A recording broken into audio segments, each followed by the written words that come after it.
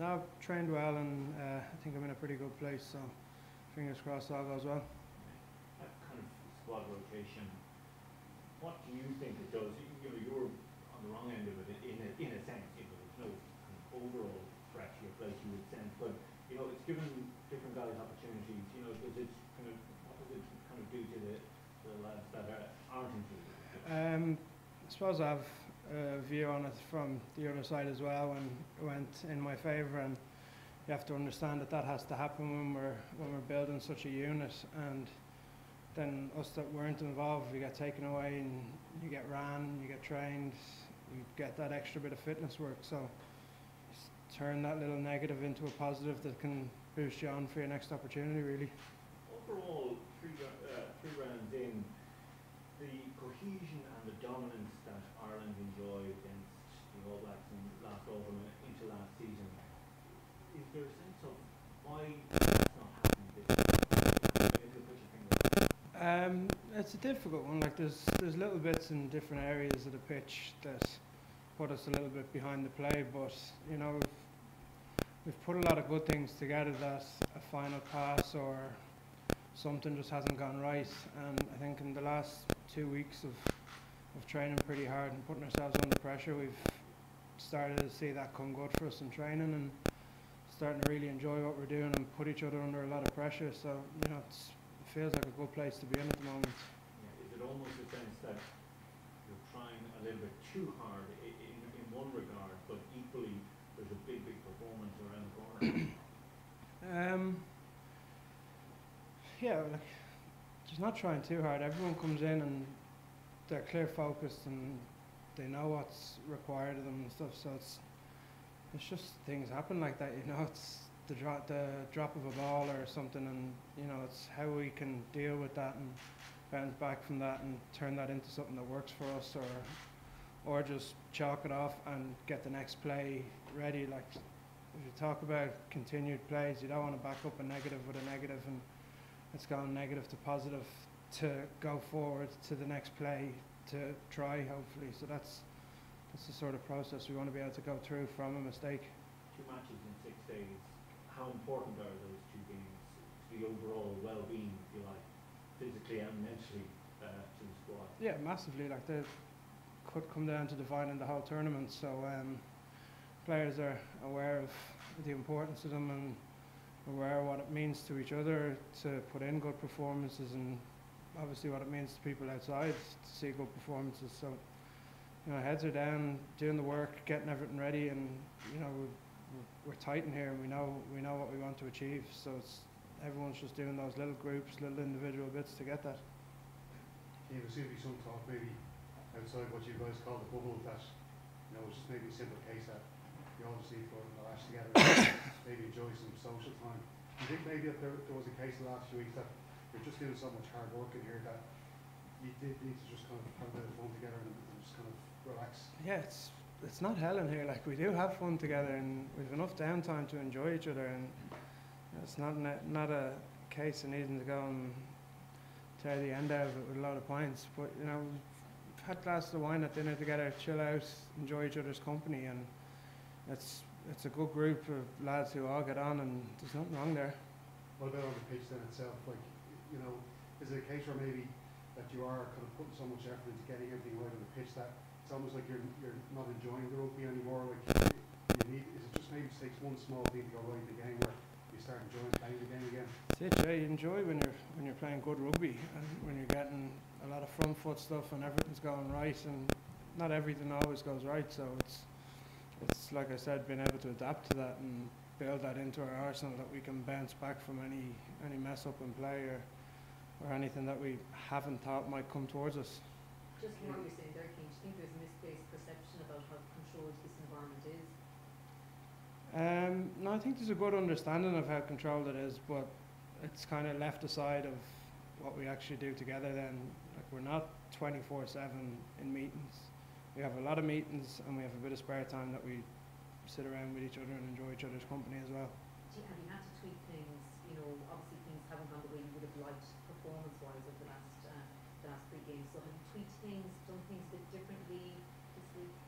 You just kind of reinforce what we stand for and everything we do, about simple things like handling to tackles to breakdowns. Just reinforce everything and get people drilling on that extra bit of focus that it might take.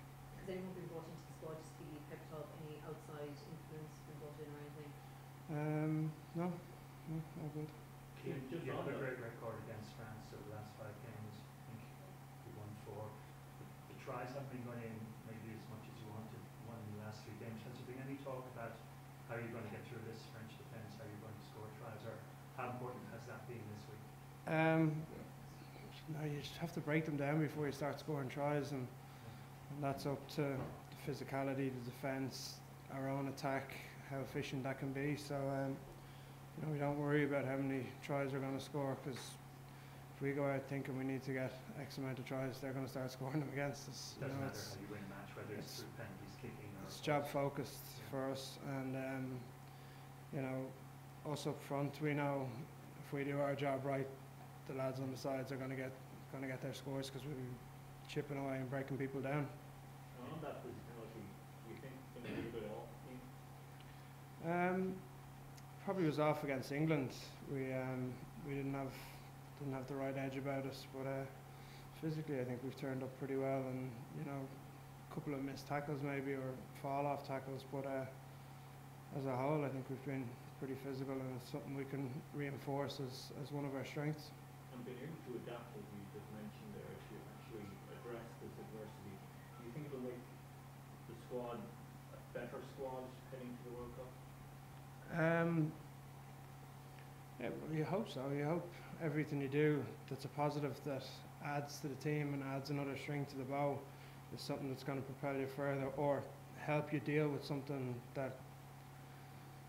happens against you that you didn't foresee. So we've built a squad of a lot of players that are all capable of just stepping in, and now it's making sure that everyone understands if something happens, bang, this is the next step, this is the next step, this is how we get back onto front foot. Do you feel a bit of empathy for your Leinster teammate Sean Conan, who's not in the squad this week? It's tough, yeah. It is a tough one, but that's the competition of the squad, isn't it? Like it speaks volumes of the players that are here, to know that Nugget can be left back with Leinster training, and someone else can step in at the same quality. Knowing that to keep everybody else on their toes then as well. Sure, when you know people are so close to you and everyone's vying for that shirt, everyone has to keep it up. But like it's international rugby, you have to be at your peak, or there's someone that's there going to take that top. Has there been any- from the scrum have you been looking at them a bit much? Yeah, looked a bit at it. Good few angles and all that, but there's a lot of power and a lot of big men. So we're working mainly on our own scrum and what we can do, as opposed to kind of dealing with what they're going to bring. Because if we can have our stuff right, we should be able to enforce our play on them through that.